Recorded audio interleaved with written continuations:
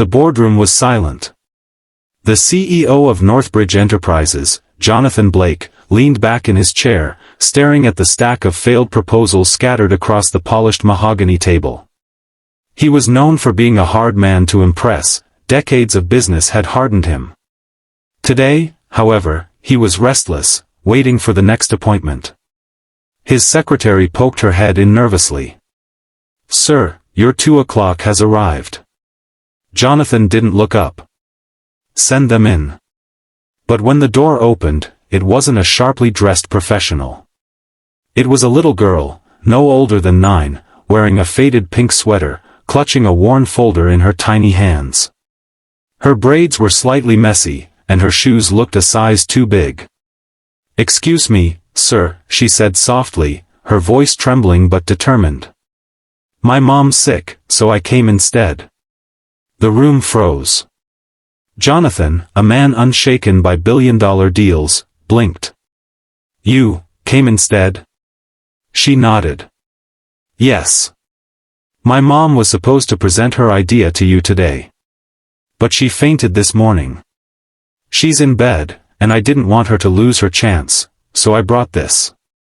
She held out the folder with both hands, arms shaking under its weight, not from heaviness, but from courage. Jonathan slowly leaned forward, taking the folder.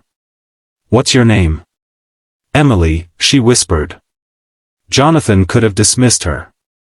Any other CEO might have laughed or sent her away. But something about the sincerity in her eyes stopped him.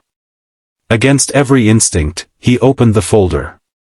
Inside was a carefully drawn plan for a community project, low-cost, eco-friendly housing solutions for single mothers. The sketches weren't professional, but they carried thought, hope, and a touch of love in every line. Notes in the margins revealed a woman's determination to create safety for struggling families. Jonathan's chest tightened. Memories flashed, his own mother, working 2 jobs, holding their family together after his father abandoned them. He had buried those days under wealth and success, but this girl's bravery brought it rushing back. "Emily," he said quietly, "do you know what this is?" She straightened her back, summoning every ounce of courage. "It's my mom's dream. She says if she can get someone to believe in it, she can help lots of kids who don't have a home." "Anne." "I promised her I'd try." Jonathan asked her questions. Why houses? Why mothers? Why now? And to his surprise, Emily answered with simple but profound clarity. Because no kid should cry at night because they're cold. And no mom should feel like she failed just because she's poor. For the first time in years, Jonathan felt a lump in his throat. He cleared it quickly. "Emily, do you know who I am?" She hesitated.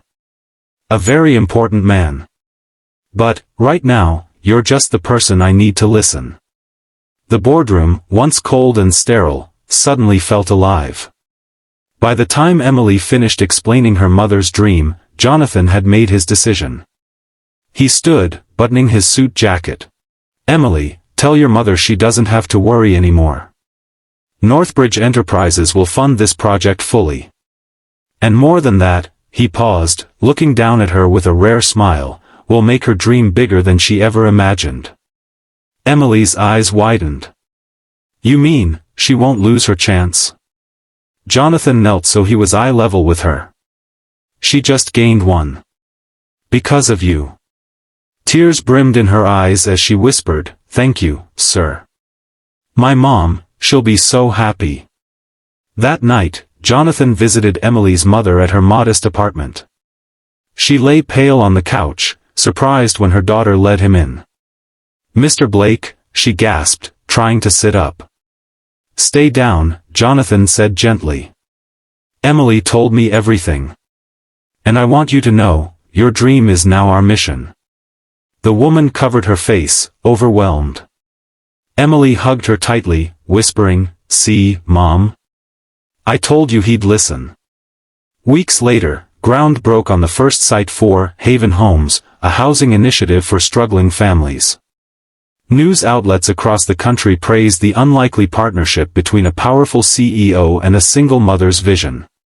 But when reporters asked Jonathan what changed his mind, he simply said, "It wasn't the business plan.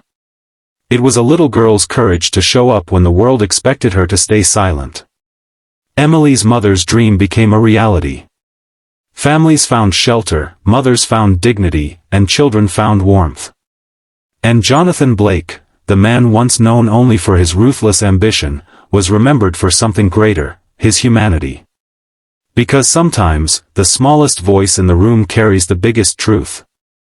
And sometimes, all it takes is a child's bravery to remind even the wealthiest man what truly matters. Kindness has a ripple effect.